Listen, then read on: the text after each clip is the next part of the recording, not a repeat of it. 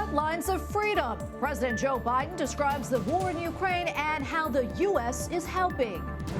Papal audience. The Holy Father meets the newly re-elected leader of a Ukrainian neighbor. We have a report from Rome. Capitol Hill debate.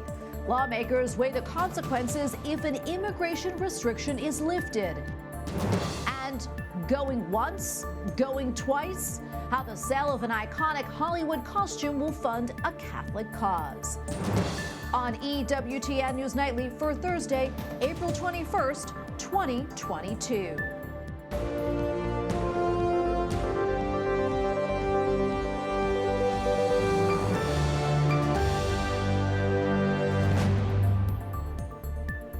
Thank you so much for being with us tonight. I'm Tracy Sable. President Joe Biden says Russia is now targeting eastern Ukraine and warns it is setting the stage for the next phase of the war. And so, as expected, the president announced today that more U.S. aid is on the way to help Ukrainian forces defend their nation. White House correspondent Owen Jensen reports. Owen?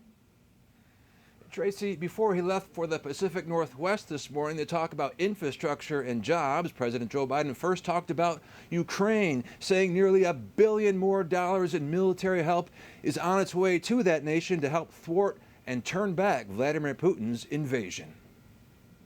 After meeting with the Ukrainian Prime Minister at the White House, who President Joe Biden said thanked the American people for their support, President Biden later this morning told the nation, "Today, I'm announcing another $800 million to further augment Ukraine's ability to fight in the east, in the Donbas region." And what will those hundreds of millions of dollars buy? This package includes heavy artillery weapons, dozens of howitzers, and 144,000 rounds of ammunition to go with those howitzers. It also includes more tactical drones. Meanwhile, Mariupol, Ukraine. This video provided by the Ukrainian Ministry of Defense. In a word, devastation.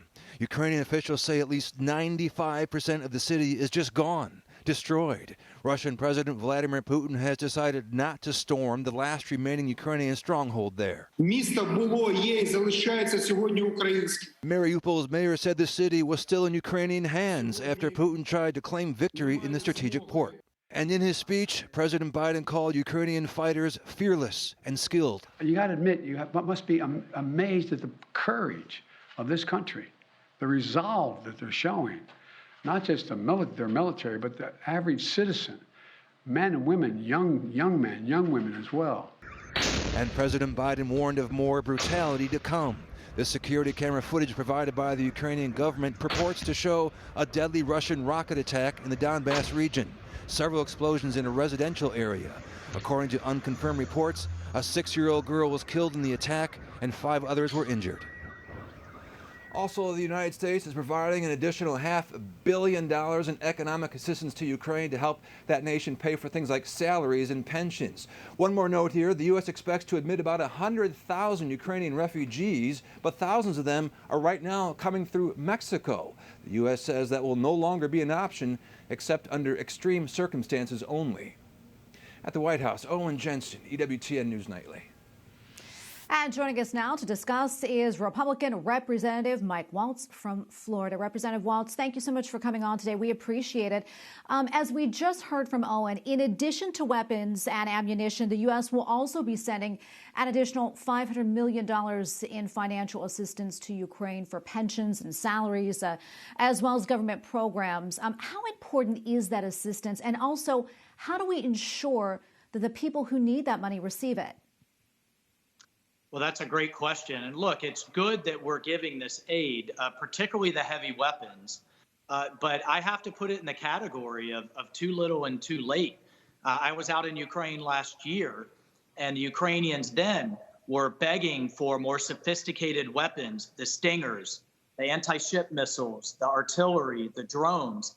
And time after time, the answer that they were getting from the Biden White House was those things would be too offensive, too provocative, too escalatory, and essentially let Putin deter us from providing the aid when it would have been most helpful before the invasion, either to deter him or so that the Ukrainians had it on day one.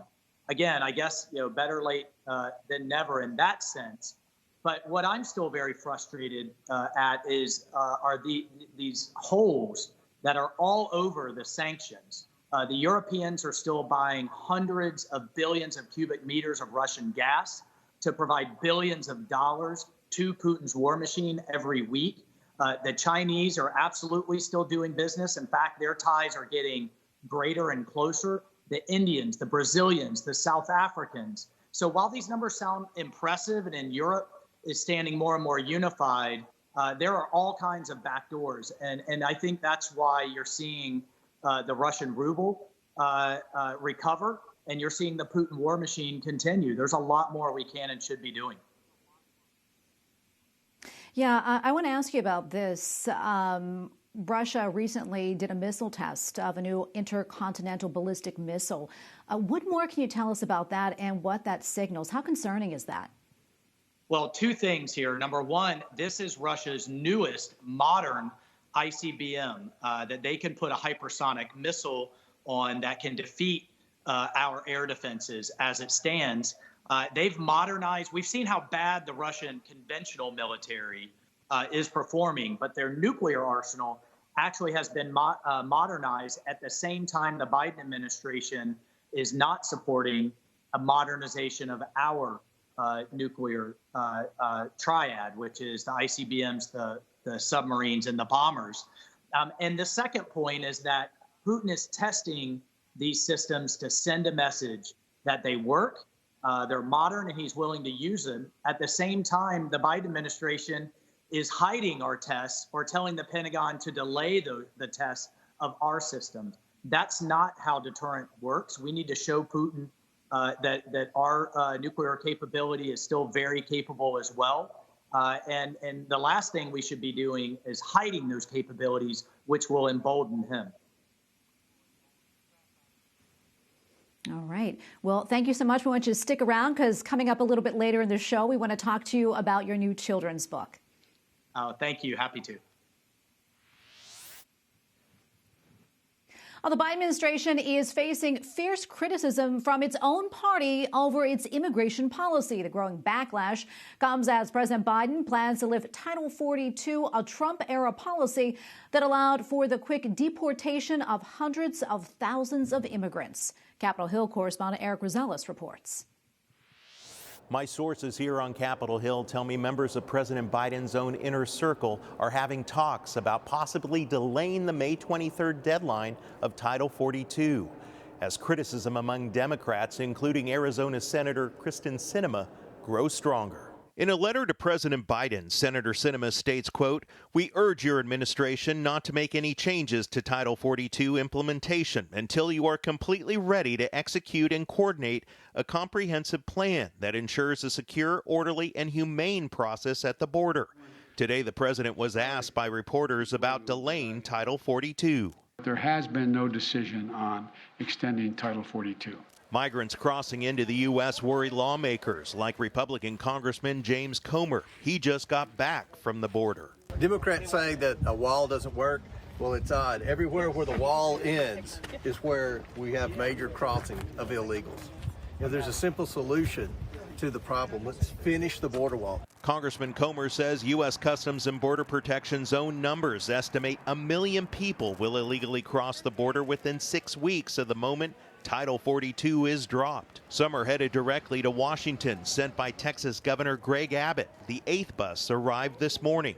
They're given food vouchers and then travel to all parts of the country. That is not a plan to help us with illegal immigration, is to actually figure out how to be able to move people across the border faster. We need solutions from this administration. Churches are opening up shelters to help these migrants, like this one near San Antonio. Mostly men line up because women and children are being placed in hotels. They can shower, they can eat, they can receive the proper food, and they can wait safely until they get through San Antonio. The U.S. Conference of Catholic Bishops say that they'd like to see the creation of an earned legalization program, one that would give foreign nationals of good moral character who are working here in the U.S. a way to become U.S. citizens. At the Capitol, Eric Rosales, EWTN News Nightly. The Shiite Muslim community in Afghanistan has suffered another series of deadly explosions today. One bombing struck a mosque during a Ramadan prayer, killing at least 10 people, wounding scores more. A second attack killed 2 children in Kabul. A third targeted auto mechanics working for the Taliban. ISIS is suspected. The leaders of Spain and Denmark toured the ruins of a Ukrainian town north of Kyiv. Spanish Prime Minister Pedro Sanchez says that he was shocked. Denmark's Prime Minister announced more than $87 million in new aid for Ukraine. Pope Francis met this morning with Hungarian Prime Minister Viktor Orban. The Prime Minister of Hungary was just re-elected for the 4th time earlier this month. He asked Pope Francis to support peace efforts and said that Hungary would welcome another visit from the Holy Father. The Pope was just there last September.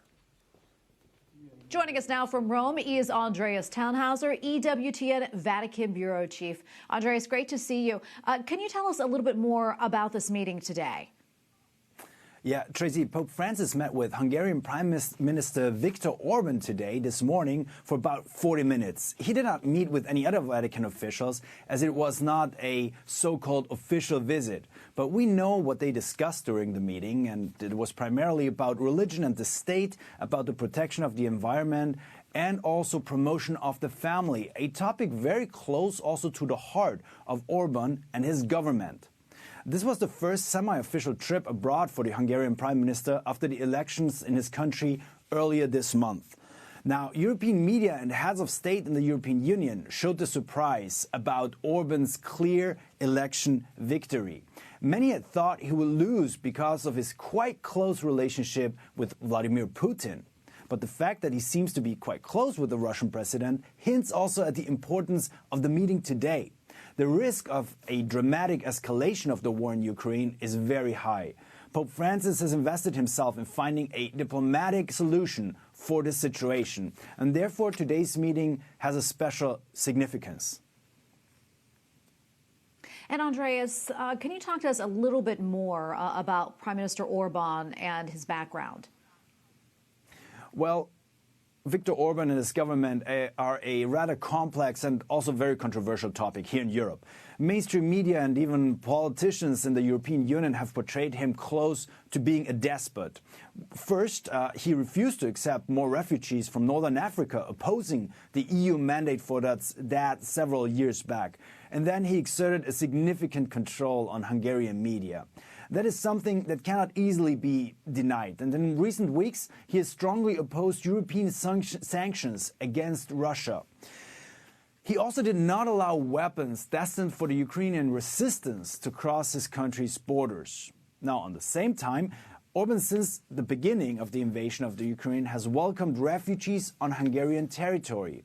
At the beginning of April, Orban had personally spoken with Vladimir Putin, asking him for an immediate ceasefire. The Russian president's response was positive back then. Orban had specified that Putin, however, had asked for precise conditions. For example, the acceptance of neutrality, which Ukraine at that time had refused. Apart from the situation related to Ukraine, Orban's government did a lot for families and persecuted Christians. It was the first government to rebuild specifically Christian infrastructure in Iraq after the devastations caused by ISIS. There's even a Secretary of State position in Hungary solely concerned with helping the persecuted Christians throughout the world. Although Orban is a Calvinist, he consistently shows openness towards the Catholic Church. And Tracy, I personally witnessed him participating in the daily rosary procession in Fatima a few years back. And Andreas, before I let you go, I understand this isn't the first time that Pope Francis and Orban have met. That's correct, Tracy. Last September, Pope Francis participated in the International Eucharistic Congress that was held in Budapest. Pope Francis greeted Viktor Orban as the country's prime minister back then. Orban asked the Pope not to let Christianity die in Hungary and all of Europe by that. Orban gave also a special gift to the Pope, a copy of the letter that Hungarian King Bela IV in 1250 had written to Innocent IV, in which he asked for the help of the West against the invasions of the Islamic Tatars, who threatened to obliterate Christian Hungary. The Pope only stayed for a few hours back then before traveling on to the capital of Slovakia. Well, Andreas, thank you so much for your reporting today. We appreciate it. Andreas Thonhauser, EWTN Vatican Bureau Chief. Thank you again. Thank you, Tracy. In Britain today, royal birthday wishes for Queen Elizabeth II.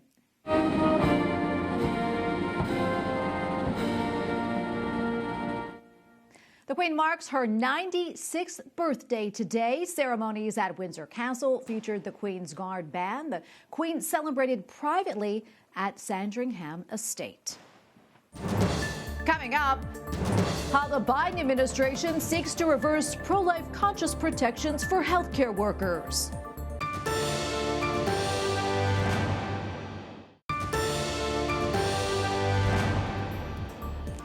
Some sad news to pass along tonight. A Catholic pro-life champion has died. Vicky Thorne, founder of Project Rachel and a member of the Pontifical Academy of Life, passed away unexpectedly yesterday. She was 72 years old. She is praised for her ministry, which extended care to women and men wounded by abortion.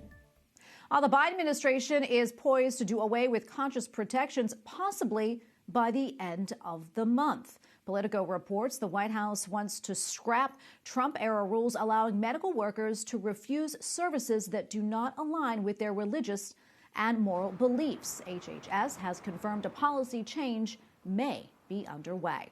And joining me now is Ryan Bangert, Senior Counsel and Vice President for Legal Strategy at the Alliance Defending Freedom. Ryan, welcome back. Always so good to see you. Let's talk a little bit more about this and what would happen if the conscious protections put in place by the Trump administration are revoked. Well, Tracy, there are federal laws that protect the consciences of medical providers, doctors, nurses, and others from being forced to perform services that violate their deeply held religious beliefs, their conscience. These federal laws, however, are not always enforced. And a couple years ago, the Trump administration implemented the conscience rule, which required federal HHS to actually make good on those promises. And if that rule is revoked, well, the message from the Biden administration is now, medical providers, you're on your own. And Ryan, I'm curious, why does the Biden administration want to revoke these conscious protections? I mean, what's fueling all of this? Well, unfortunately, Tracy, the Biden administration has been very clear that it intends to advance a very aggressive pro-abortion agenda. And not only that, but it has aggressively interpreted the word sex and non-discrimination statutes to advance the transgender agenda as well. And these conscience protections get in the way of that agenda. And let's talk also about the impact, healthcare systems, like Catholic hospitals. If this were reversed, what would happen? Well, unfortunately, physicians who work for medical providers who receive federal funds and whose consciences are violated, if they're told they have to perform services that violate their conscience, they'll no longer have an avenue to complain to the federal government about the violation of their federal rights. Instead, they'll be on their own. They'll have to go to federal courts in an attempt to enforce rights that the federal government, through HHS, should already be enforcing in the first place. Yeah, and legally, I'm curious, what kind of recourse, if any, would healthcare workers have, if they object to performing procedures that go against their beliefs? Well, unfortunately, the recourse they should have is to complain to HHS, which is providing federal funds to several of these outfits that are subject to federal conscience protections. They should be able to complain to HHS. By stripping away the conscience rule, that avenue is gone. Their only choice will be to go into federal court and seek redress on their own. Ryan, I guess what would be, the big takeaway here, and what else do you want our viewers to know about this if this were to happen? Well, unfortunately, Tracy, this just represents an abandonment by the current administration of a commitment to enforce federal law that protects the conscience of medical providers, doctors, nurses, and others who simply want to honor their faith in the way they practice medicine. But apparently, that's no longer something that this administration is going to prioritize or even honor. And we have probably about 30 seconds or so left, Ryan. But curious what else you're following right now. We're following a number of different things, Tracy. One thing that we're very concerned about right now is the violation of parental rights in our public school systems. We have seen some things that have happened that have been very troubling, in particular public schools with policies that require teachers and other staff to honor requests from students to engage in gender transition without the knowledge or consent of those students' parents. We're challenging policies like that all across the country right now as gross violations of parental rights. All right, Ryan, we're going to leave it right there. Thank you so much for your time and analysis. We always appreciate it. Thank you, Tracy. Up next, a lawmaker and former Green Beret expresses the virtues of honor for children. We continue our conversation with Congressman Michael Waltz.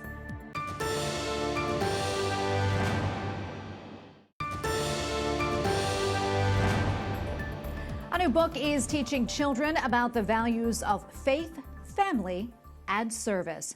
Dawn of the Brave aims to show children that serving the country and each other is something to be celebrated. In the book, Team Brave protects Freedom Island from evil villains and their harmful ideologies. Representative Mike Waltz joins me again to discuss his book. Great to see you again. So tell us why you wrote this book and what you hope children gain from it. Well, it's actually part of a subscription. So if you go to bravebooks.com, it's not available on Amazon. It's only on bravebooks.com. The kids get one book per month. And as you mentioned, it's focused on traditional conservative values. And the ages are from 6 to 12. I mean, and it's focused on family, on faith, on the Constitution, on the right of every American citizen to defend themselves. And in the case of my book, how we should come together as a team, serve each other, serve our communities, and serve our country, and the true value of being willing to sacrifice yourself to defend our freedoms and our liberties. So that's what it's about. And the reason, as a Green Beret, they don't teach us about writing kids' books and Special Forces training, but obviously I've served the country my entire life, and I don't think that's being taught in today's schools, along with those other traditional values. So in the wake of what we saw in Virginia with the election of Governor Youngkin, what we're seeing now with Disney and their agenda in Florida, and what COVID and the lockdowns exposed to all of us as parents in terms of a lot of the nonsense, frankly, that's being taught in our schools, besides reading, writing, and arithmetic. So we have to take our kids' education back. And what do we fill that void with? Well, I'm hoping to fill it with Brave Books and their series and my book, Dawn of the Brave. I love it. And I also understand that the book is going to help raise money for Samaritan's Purse. Tell us a little bit more about that. Well, $15 of every subscription that you can find on bravebooks.com will go to Samaritan's Purse, which is truly doing heroic and life-saving work in Ukraine for those 5 million Ukrainian refugees right now that need all of our prayers and all of the help that we can get. So for every subscription, again, the kids will get one book a month. $15 will go to Samaritan's Purse. Well, Representative Waltz, thank you so much for talking to us about this. Congratulations on your new book. We really appreciate it. All right. Thank you, and God bless. And finally, tonight, a new chapter is about to unfold in the remarkable rediscovery of Judy Garland's long-lost Wizard of Oz dress at the Catholic University of America. The iconic costume is one of 2 dresses in existence from the beloved film. It was gifted to the university by Academy Award-winning actress Mercedes McCambridge. It then went missing for almost 50 years until it was found on campus last summer. And get this, a common shoebox. Given its rarity, the dress will go to auction next month with proceeds to fund Catholic University's film acting program. The dress could fetch a whopping $1 million. And you can read more details online at CatholicNewsAgency.com. Very cool. And we thank you for watching tonight. For the entire EWTN News Nightly team, I'm Tracy Sable. Good night and God bless.